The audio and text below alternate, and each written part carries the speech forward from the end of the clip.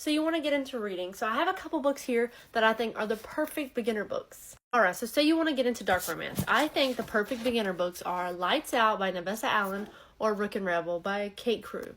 These two, chef's kiss. Literally, they're so great. Now, one book that I will always recommend is the Mindfuck series. This book is a masterpiece. I devoured this book. It's like 5 books in one. That's why it's kind of thick. But each book is like 100 and some pages each. Phenomenal. Now, if you're looking for a really good thriller to get into, Hidden Pictures by Jason. Not going to pronounce that last name. But this book, I had no clue the entire time. I was shocked. It was amazing. And the pictures in the book just really add so much to it. Now, I have a couple books here for contemporary romance because this is one of the larger collections that I own.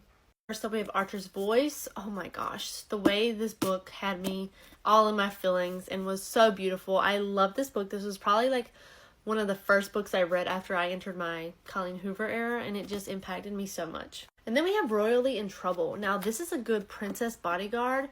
This was one of my first books into Megan Quinn, and I absolutely devoured it, and now she is currently my favorite author. Another one in contemporary romance is Part of Your World by Abby Jimenez. This book was phenomenal. It is not spicy, but it doesn't need the spice. It was so cute. It just pulled out all the heartstrings. There was even times where I was laughing at the book, and it was just all around such an amazing book. And now for my fantasy. No shocker here, but Fourth Wing. I am still dipping my toes into the fantasy world. I'm not like full-blown fantasy girly, but I do enjoy a good romantasy, and this one, hands down, my favorite ever written. I loved it so much. And what I loved about it so much is that it doesn't have all that world building that deters some people from these longer fantasy series. This one, you kind of get a little bit of everything.